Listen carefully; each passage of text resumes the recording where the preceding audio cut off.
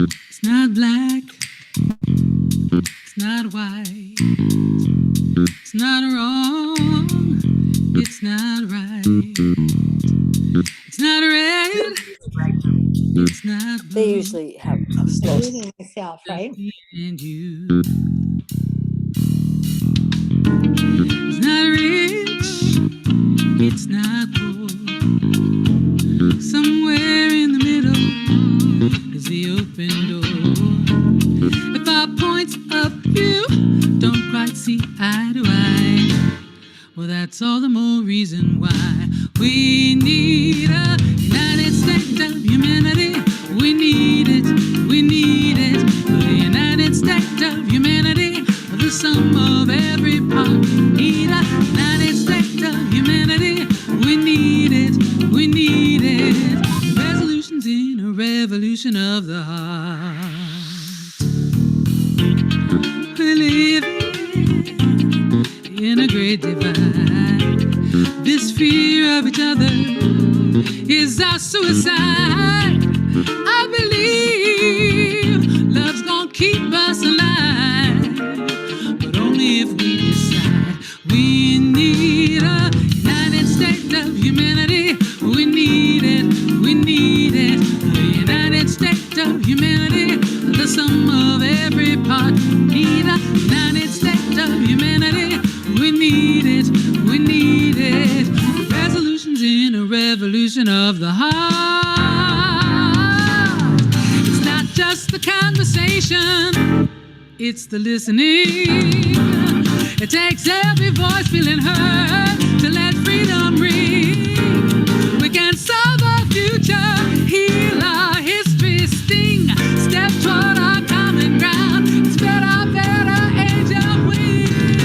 We need a United States of humanity. We need it, we need it. A United States of humanity, the sum of every part. We need a United States of humanity. We need it, we need it. Resolution is a revolution of the heart. Oh, we hold this truth to be self-evident. I have a dream, a United States of humanity. We need it, we need it. We hold this truth to be self-evident. I have a dream, a United States of humanity. We need it, we need it. A United States of humanity. We need it, we need it. A United States of humanity. We need it, we need it.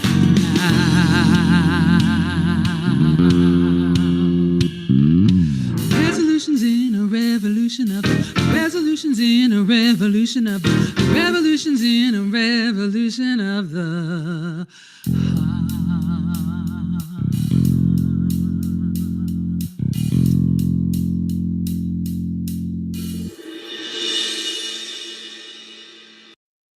Hello, good evening. We are so happy to have you with us. You have been listening to United States of Humanity. That was the grand prize winner of our Braver Angels songwriting contest. It's by Donna Elaine Miller and John Baker. I'm Donna Murphy, lead organizer of Braver Angels, and I'd like to welcome you to tonight's discussion of the 2019 film, The Best of Enemies, which will be about 90 minutes long. For some of you, this will be your first Braver Angels event, and for others, it may be your 20th. All of our events are contributing to our mission of building a house united by enabling people not to change their minds about the issues, but to change their minds about each other. As Abraham Lincoln said, we are not enemies, but friends. We must not be enemies.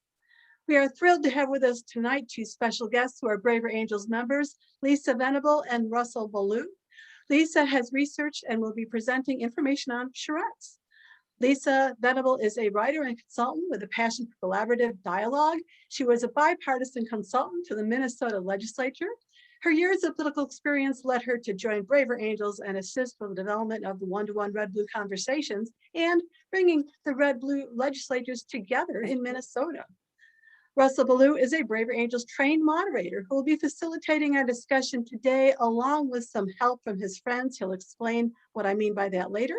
Russell Bellew loves to find creative ways to bring people together in service to humanity. He advocates Braver Angels because it fosters conversations that connect. He has a family with 3 children. In addition, we are indebted to 2 Braver Angels who are helping us behind the scenes today, Janet Sedgley, who is our Zoom breakout room manager, and Luke Phillips, our Zoom participant manager. I will briefly go over our agenda. We will start out with a presentation by Lisa Venable on charrettes. Then Russell Bellew will explain how we will use the charrette process to discuss the best of enemies. He will discuss several discussion topics, as well as his friends from his Baha'i study circle, who will facilitate these discussions in different breakout rooms. You will be randomly assigned to breakout rooms and participate in discussion for 30 minutes. After that, you'll come back to the main room where Russell will facilitate a report out from each group and further discussion. Now, without further ado, at this point, I'd like to turn things over to Lisa Venable. Lisa, you're on. All right. Thank you, Donna. Hello out there, everybody.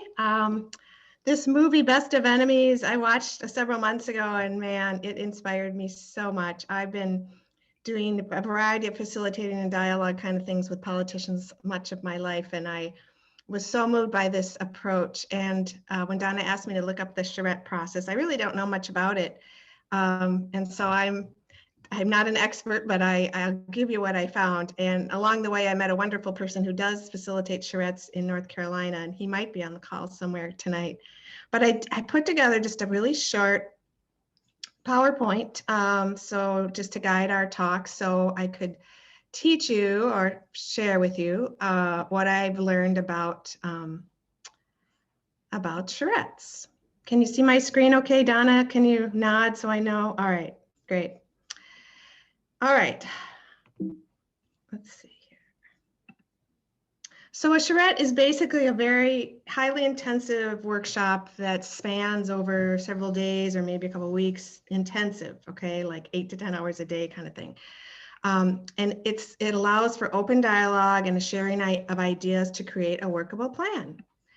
It's inclusive of all stakeholders, involving people from all walks of a community, economically, socially, racially, and it could be about, people on opposing sides, depending on what the issue is. And all participants are expected to have a voice, and they are not to be judgmental or confrontational with others, but to listen, obviously, like we're trying to do in Better Angels, listen and learn. The word charrette, because it's kind of an odd word, I think it's a French word, but it originally referred to the intensive effort made by architectural students to solve a problem in an allotted time. And they believe that the most creative way to work is to become immersed in something for an uninterrupted period, again, often several days. It's led by facilitators outside of a community who can act as arbitrators, so someone who comes in who's neutral, doesn't have an agenda, people don't know who they are, and they're experienced in this facilitation approach. It guarantees that all topics are discussed equally and with the same level of interest, very much like we do in our red-blue workshops and our one-to-one conversations across the aisle. And it begins with a process of understanding all perspectives and ideologies in order to create trust. And of course, trust is one of the biggest issues we have in our country right now, is that we really don't trust each other, and we are being continually divided to not do that. And so the charrette, here's a quote I found from there's a National Charrette Institute out there at Michigan State University. And the director there said, building trust through the charrette process is critical to not only a successful charrette, but also to implementing what is developed and setting a community on a positive course. A lot of this is about implementation, which I'll get to in a minute. This is from Bill Riddick, a quote I found from the gentleman who facilitated the charrette in Durham, North Carolina, on school integration, as you saw in the movie. And I thought it was interesting, and you kind of saw this in the movie, where he really worked hard to think of activities where he could get people to work together, kind of mundane things like stapling papers or stacking papers. I remember they were kind of forced to eat lunch together in the lunchroom. And he would think about how he could create situations and tasks that would put them, in the same place and compel them to communicate. So he knew their communication was essential to the success of a charrette. The benefits that charrettes offer us are strategic, focused collaboration. They're really focused on getting results. So you go in with a focus, but you get the group to agree upon the result or the outcome that they want. And it saves us time and money. Again, it builds trust and turns vision into action. Again, this is the beauty I'm finding with charrettes, is that you have people in the room who are actually going to be able to implement the solutions that come up, that are decided, right? And that everyone's agreeing on that. And so to me, it would take away from having to do everything through the political process, because we know how the political process is flawed in our system. And it just seems like it's the right people in the right room and they know that it's not going to just be a nice community relations, nice dialogue sort of evening, or I'm sorry, days or weeks, but actually something will actually be implemented. And they know that going in, and that I think is a huge part of this.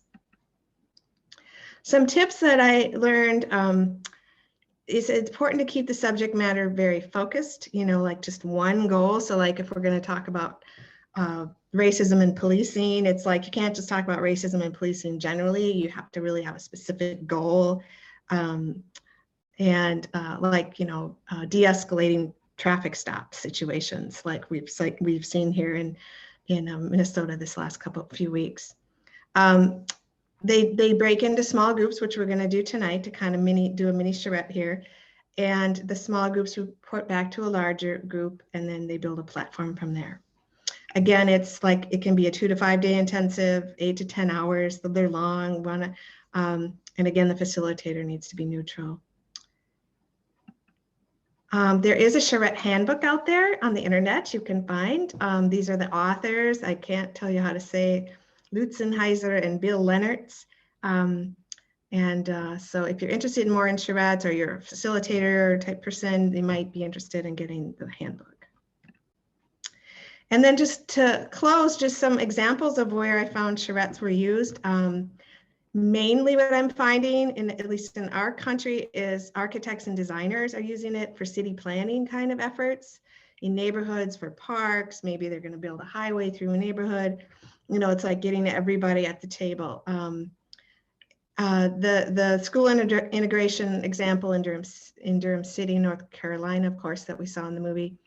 And then in York City, Pennsylvania, there was one in 1970 around the use of police dogs, and in 2016 on youth violence. And both were successful in making needed changes.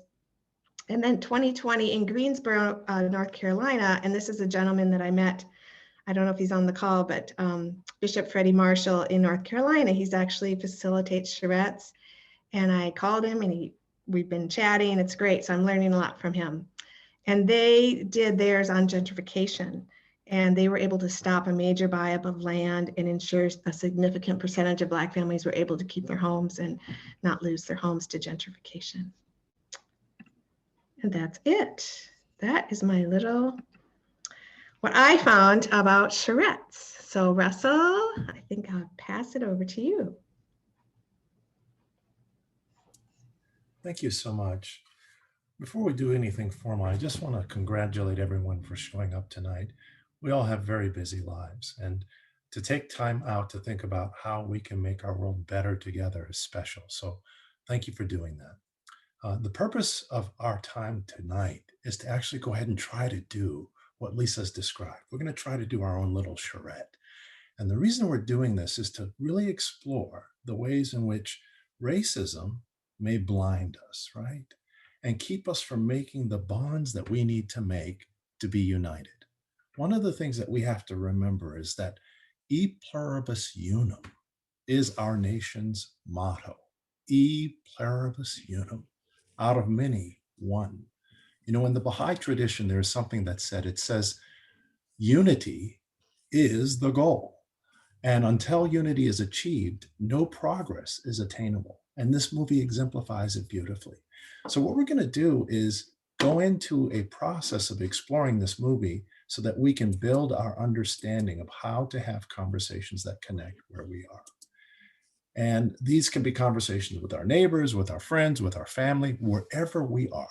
And we can do that tonight by practicing. So the first thing I'd like to ask each of you to do, because when you're going into breakout rooms, which we'll do just in a moment to do our little charrettes, we're going to ask you to participate, to share your thoughts. So right now, if each of you could take out a pen and a piece of paper and write down, as I'm going through this exercise with the other facilitators, what you liked most about the movie. If you could write that down. And we'll begin tonight with an example of what you're going to do when we have our little charrettes. You should see my screen here. And this is the first of several decks that we're going to go through.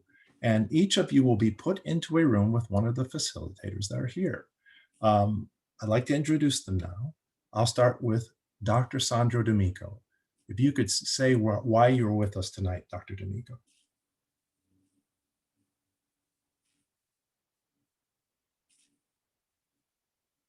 You have to unmute yourself. We can't hear you. You have to unmute Sorry about yourself. that. Yeah. So my name is Sandro D'amico. I live in Auburn, California, and I'm really interested in anything that can help people find their common humanity. Wonderful. He's going to be tackling the slide Problems and External Challenges in the movie. Mr. John Wigley. Hello, I'm John Wigley from Sacramento, California, middle of the state. And I tend to find that people agree on vision much more than they agree on implementation or detail. And so I like any process that gets us headed toward vision. Thank you, John. Process is something that Braver Angels is very good at. He's going to be tackling the slide on the dilemma that the film challenges. Sue St. Clair, that's my mom. Hi, everyone. I'm Sue St. Clair. I live in Nashville, Tennessee, and I'm here because I am all about anything that is going to bring people together in love versus staying apart because we don't understand each other. Amen. Conversations that connect. Negin Yazdani. Hi, everybody. I'm Negin. I'm here in California, and I'm here because I want to contribute in any way that I can to healing and forming genuine friendships. Wonderful. She's going to be tackling the slide on bonds. Then finally, Dr. Peshman Naragi. Hi, I'm Peshman Naragi. I'm in Dublin, California, and I'm here because I had my own eureka moment after many years of my wife telling me, finally accepting that screaming into the internet void doesn't work. Wonderful. He will be covering eureka moments, the breakthrough that our protagonists in the movie experience. Okay, so let's go ahead and dive in. And as an example, the facilitators whose names I just called out and who have introduced themselves are going to answer as an example of what you will be doing in your room. So the first thing that we're looking at is which protagonist do you select? Let me put that out to the facilitators. Who do you think was the hero of the movie? This is Sandro. I think Anne was clearly the hero of the movie. I think CP was the person that needed to change and struggled the most to change and did change. So in a sense, I see him really as the protagonist of the film. Okay, excellent. Do any of the other facilitators have other remarks? Sandro says, I do. Yes, please, Mom. I think they're both protagonists. Okay, you say that they both are. Okay. Yes, and I value and honor both of them for what they were able to accomplish within themselves and how they were able to see things differently than how they saw it before. Well, let's look at the definition of protagonist. She or he suffers transformation by tackling significant obstacles that test their flaws. So as we're looking at this, and this is a question that I'm putting out to the group, it doesn't need an answer because we've already heard someone said Anne, someone said CP. Let's take Anne. What did she cherish? Negin, I put that question to you. What did Anne cherish? What did she revere? Justice, obviously her child, her family, her Yes. community. Yes. Dr. Naragi, what would you say CP cherished? Position in society. Absolutely. What each person's position in society should be. His position in society, he had status, precisely because he was a member of the KKK, right? He spoke for a significant proportion of Durham's population. Let's go to the next question. Anne, what did Anne despise? John, if you could answer that. I think Anne despised inaction. She despised when a problem would not allow itself to be solved when clearly there were things that could be done to solve it. Absolutely. And what about you, Mom? What would you say CP despised or hated?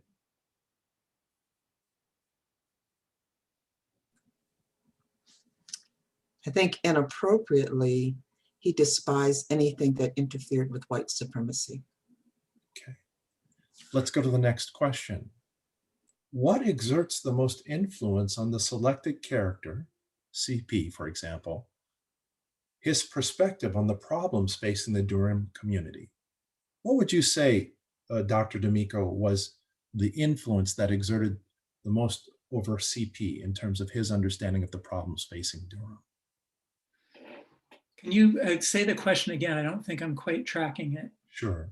So let's pick CP and let's think about what most influenced his perspective. What colored his perspective on the problems facing his community? I think in a large sense, white supremacy, in a specific sense, the attitude, the kind of shared beliefs of the KKK. Sure. And what about Anne? What would you say, Negin, colored her perspective on the problems facing Durham? I think she wanted to do what was fair and what was best for not only her child, but her community. Excellent, excellent, excellent. And if you had to pinpoint, let's go back to Anne, and I'll stay with you, Negin. If you had to pinpoint her flaw, just one, what would it be? That's a really tough question. You can phone a friend if you need. Can I phone my friend Sue? Sure. Mom, will you tackle that? You said what was her flaw? Yeah, if you had to pick a flaw. She wasn't good at listening. Yeah. She really, she was so on her agenda. She wanted you to hear her, but she wasn't good at listening. She had to learn how to listen. You know, it's interesting, every person that we interact with has both their virtues and their vices. So let's go to virtues and let's look at CP. What would we say is the virtue he brought to the party?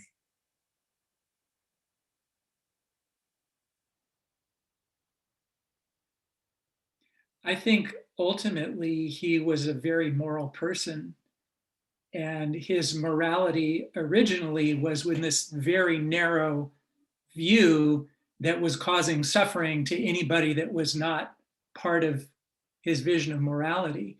But his morality ultimately led him to expand his sense of what was right.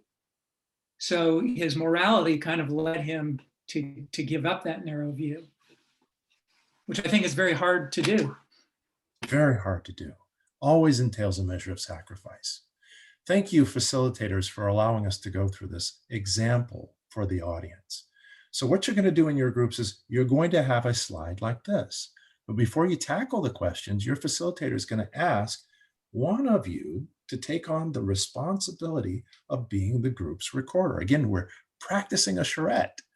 And so for it to really work, we need to have someone who will agree to report back, and they will have 3 minutes, what the group discovers. Once that person is determined, then your facilitator will take you through the set of questions that you're assigned in your room. And you guys will tackle them. You'll have a full 25 minutes or so to go over all the questions in detail. The goal here is for people to share freely their perspective. There are no wrong answers. We want everyone to fully share their thoughts. Again, that's a key part of the charrette process. It's not just unity in uniformity, it's unity in diversity. We want every perspective. Unless there are any pressing questions, let's go ahead, Luke, and divide it. Yes, please. I wanted to tell people that in the chat box, there's a link to a Word doc on our Google Drive, and that's got all the questions for discussion in it. So before you enter your breakout room, you just click on that so you'll have it available. Thank you. I appreciate that, Donna. Let's go ahead and reduce the slide and send everyone to their breakout rooms so that we can start our charrette. Back, I had the chance to pop into a couple of the rooms, and I observed some very, very rich conversations. It seemed like everyone had a chance to contribute, and contribute gems you all did. So let's start with the first room. Dr. D'Amico, who is your representer for your group?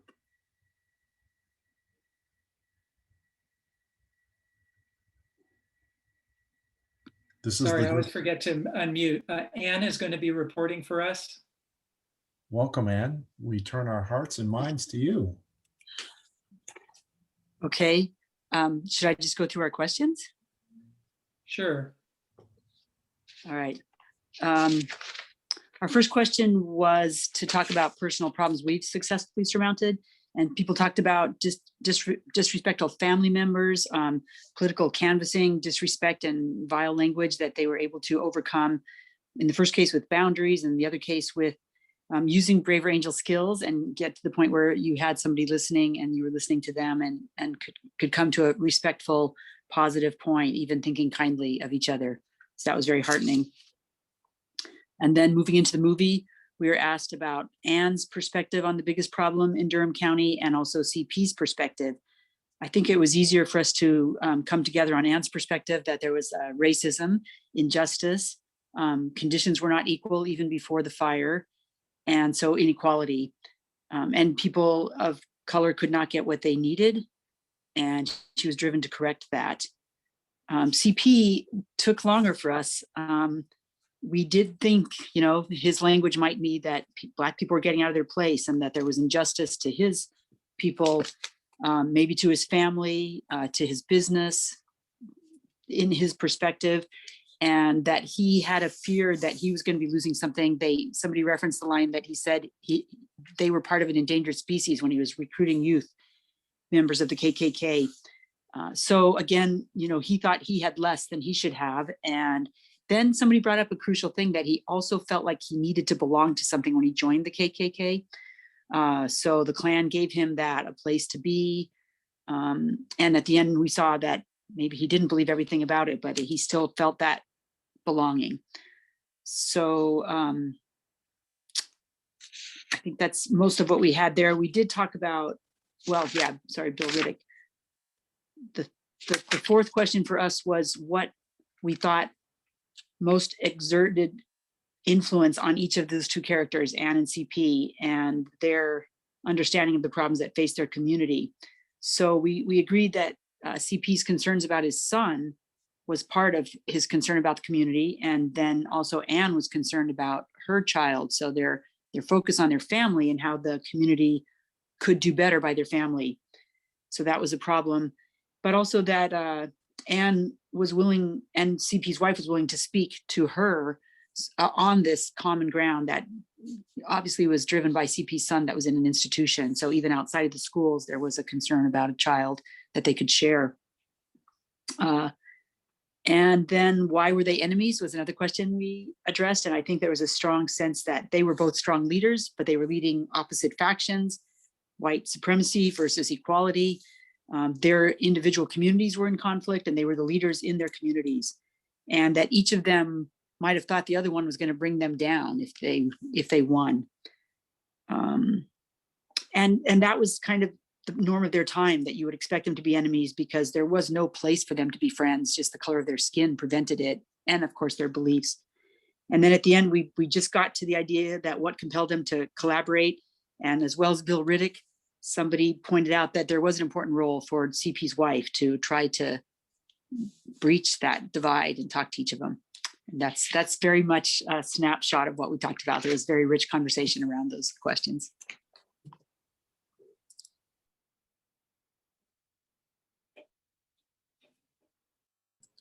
You're muted, dear. Thank you so much. Wonderful representation of what you guys discussed. I happened to pop into that room and it was excellent. One thing that we should note that in Braver Angels, we have processes, right, that facilitate a sharing of our aspirations, our common aspirations. And in this movie, the thing that they all had in common was their passion for their children. And you guys brought that out. Thank you very much. Let's go to the dilemma. John, if you could have your group's presenter share your take on the presenter film's dilemma. will be Molly Zeff. Cool. So I'm not going to do a full walkthrough of questions, but just to flag some points that I wrote down that I particularly liked. So we talked about differences around who was the hero. There was some agreement that both were protagonists. Specifically, with his ability to change, CP is able to show some of his deeper true colors shining through beyond the hatred that he was, perpetuating previously to his major change. Others thought that she was definitely the hero of the story. So similar to the modeling earlier, I thought we had a really rich set of comments around the topic of what the dilemma was. So we talked about all of the things that they would both lose. So for CP, loss of family, loss of his sense of community, similar to what you said in your group about, how he had this card was like a symbol of his belonging, right? So he was losing that sense of belonging, losing a sense of also safety and security, by the way, as we saw with his, the near demise of his gas station. He was also losing a sense of superiority. He definitely had, that as we've said about supremacy, but just to kind of narrow that down, this idea that, his race, as he would have it, was inherently superior. He was losing that and kind of needed to find a new identity, but there wasn't a clear replacement identity there. And when I say loss of family, it was more like the danger to his family. His family wasn't like in some other cases of this kind of, leaving hate groups where people can actually, have family disown them, but he lost safety for them. Both of them, the dilemma was like just getting the best education possible for their kids, clearly. And, they both had different visions of what that looked like, obviously, for most of the movie, but kind of came right at the end. And we also spoke about, the discomfort. I thought someone made a really excellent point in our group about how they were both fighting discomfort over the ability to relate to someone of a different skin color. I mean, like they literally had neither of these people had obviously, as far as we can tell from the movie, had any friends of the opposite, of another skin color. I shouldn't say any, but at least for the black people in the movie, hadn't had a white friend.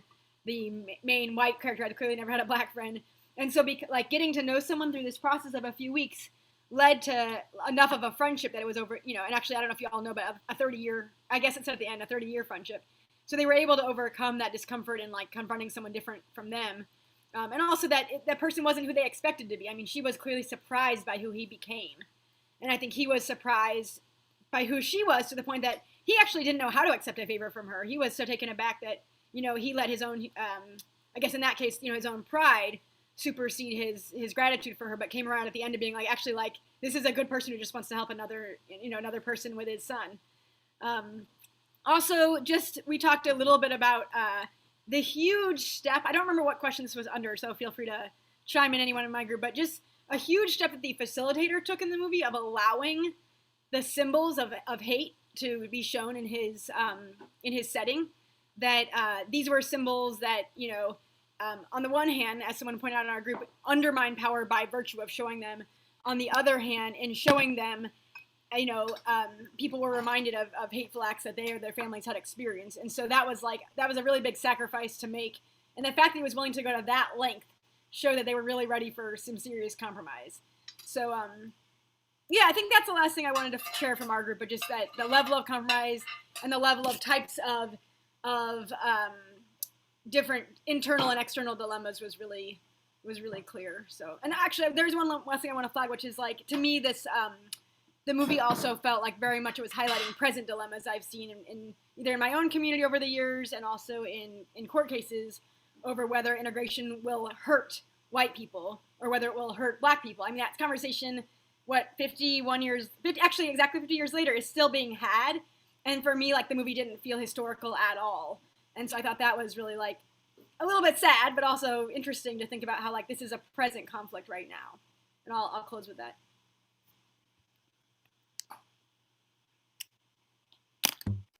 Great job, Molly. Your group covered really some tough ground.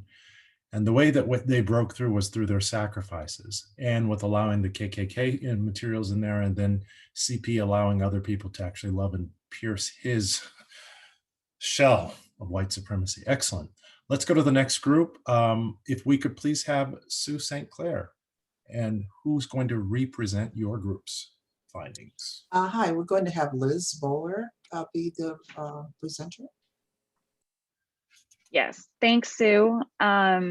So we were looking at beliefs, the benefits and limits of their beliefs, and what do the protagonists believe? So we began this topic by exploring amongst the group. The group was asked to indicate a belief that we have had, a deeply held belief that had changed. And one of our group members shared that she felt that you should speak up boldly, speak up your opinions boldly to be heard. And she changed that to the most important thing to do is actually to be more of a listener instead of speaking up boldly and speaking about anger. And someone drew the comparison to Anne in the movie about how Anne often was speaking up boldly, but wasn't often listening closely. And then another member of our group also indicated that he did not realize that true friendships between Black and white folks actually existed during that time of history. But then he remembered that back when he was in college, he had a professor with a deep Southern accent that actually had very deep insights to these type of relationships. Moving on, we talked about the actual protagonist deeply held beliefs, and we had some conversation around that. Let's see. So how did we talked about how the characters' beliefs contributed to their own satisfaction. And one of our members made the point that CP's belief in white superiority was actually based in his own inferiority. It actually protected him. And this is sort of my own little editorial on that piece, but and Alan and our group kind of reminded me of this and pointed it out. It's a little bit subtle, but maybe you notice in thinking back to the movie that CP was not, he was not the town banker or doctor or lawyer. He was the town, he owned the gas station. So perhaps, even within the white community in Durham, he felt more, he felt that inferiority and belonging to the KKK, belonging to that group, helped him feel included in a group, and also sort of bolstered his feelings of his need to feel superior. And then another group mentioned this, but a big theme we talked about was that need for belonging, and how groups like the KKK did validate CP and validated people and gave them a place where they could belong. And let's see. And then we talked about seeing the humanity and the different characters and how they saw humanity in each other. So how when Anne realized that CP had a disabled child, she was able to see him, I think, in more of a multi-dimensional way. And then also in discussing the owner of the store and how CP, I believe it was in front of the KKK meeting after the owner of the store was targeted. I believe he was, maybe some sort of OSHA violation or something like that. But, CP noted that the gentleman that owned the store was a war hero and sort of why were we targeting him in this way? And I think this, sort of fed to CP's transformation of, really what the KKK was doing here. I'm sorry. And that's all the notes I have. Okay, I have to limit you. What was that it, Liz? Yes, exactly it. Yep. We are so thoroughly creatures of our beliefs. And what's so exciting about this movie is we see one of its protagonists shift their beliefs. And you guys did a great job of talking about the inputs that helped change his outlook. Thank you very much, Liz. Thank you, John. Great. We now move on to bonds. Negin, who is your group's presenter? The wonderful Gail Malone. All right, Gail. Yes, some of the things that we discussed have been emphasized by the other reporters, and so I'm going to be very brief. And I want to thank our facilitator, Negin, for being so wonderful, and all the participants who so eloquently gave their ideas. But we also talked about the importance of community. And in the beginning, it was white versus black, and that both individuals were so willing to serve in leadership. So they had that bond and attachment to be in the leadership position in their communities. And then we also talked about their bonds and their attachments to their families. And that a turning point, although CP was a despicable character, his devotion to his son showed that he did have a redeeming characteristic. And then when Anne was able to, in such a brave, courageous act of love and charity, was able to intervene for his son. And then his wife went over and established a friendship with Anne. That was just a real emotional and turning point. And so that resulted in redefining community, and it enlarged and enriched the community. And you saw that when CP's business began to have support from members of the Black community. Although he felt he had lost his leadership within the white community, he had a bigger community then that he could draw support from. And so we talked about how it was an expansion of ethics, an enlarged and enriched community. And then one member of our group made this very profound statement: truth became more important than mere belonging. And I just want to thank everyone in our group for all their ideas and comments. Gail, thank you for your remarks and your group's observations. Belonging is a very huge part of this movie. And the central twist here is that CP longed to belong. And what he had to sacrifice was an inferior set of bonds to a limited world for a bigger world. And that breakthrough is what the next group is going to discuss. Dr. Naragi, are you ready? Yes, our group was going to be represented by Betsy Gamot. Need a microphone. Yeah, I can see we're getting close to time, so I'll try to be quick. Yeah, breakthroughs, eureka moments that folks had. CP, when Anne helped Larry, obviously, that was a huge breakthrough moment for him. Helped them to connect at a human level. That he couldn't not see her as human anymore. I like that way of looking at it. But that she gave to him without any sign of return. she wasn't looking for something from him. She just gave. So she took the first step. She saw that, you know, she put herself in his shoes and decided she could do something. And so,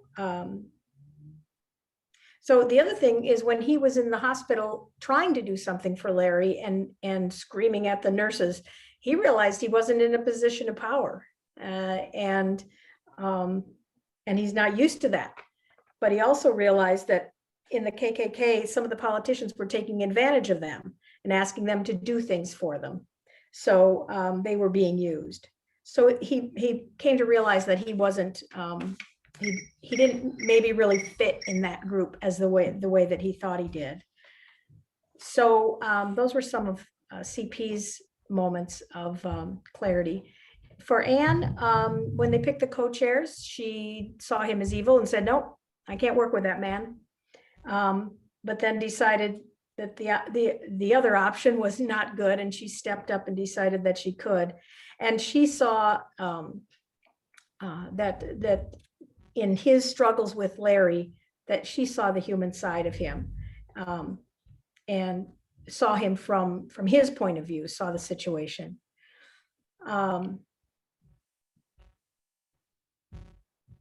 When there was a man who said, this man is my brother, and she was initially offended by that, but she was able to change, to turn it around. One of our folks said that he watched it before the election, so quite a while ago, and hadn't seen it since. And what stuck with him was that he thought it was a really good dramatization of the real events, but that CP had the most to lose. And so in changing his mind. Anne was certainly trying to influence others, but she didn't really have anything to lose in doing what she did. Let's see, their hearts softened. So what changed or what served or satisfied? Hearts softened. That's how you make connections. When CP's wife went to Anne's, Anne said, you know, does the KKK pay your bills? CP's wife wanted to see, you know, who that person was that had done that nice thing for them. So I think the last thing was how the breakthrough contributed to solving Durham's problems, integrating the schools, brought African-American kids in the school with poor textbooks up to the level of kids in the more wealthy schools. They were being asked to go back into a building that was on fire, that had burned, and the NAACP filed a lawsuit. And then the last thing we talked about was Bill Riddick, and that he set up a space for people to hear each other. So, you know, a brave man and a protagonist in his own way. And on that note, Betsy, thank you. We'll close by me asking and having all of us, frankly, think about Braver Angels. Braver Angels is a lot like Bill Riddick. What we attempt to do is to facilitate conversations that connect, conversations that broaden our understanding. Both of the characters were able to have their view widen, their perspective and their horizons. And when they saw more, they could be more and frankly be better, right? And so as we come to the close of our time tonight, I'd like each of you to go away thinking about how you can take some of the insights that you've gained here or through some of the other Braver Angel processes and find ways to enlist others in conversations that connect and enable others and ourselves to grow and learn more so that we can all be more and be better. With that, I turn it back to our chairperson. I want to thank each of our facilitators for sacrificing their time and all of you for being here this evening. Donna, I turn it back to you.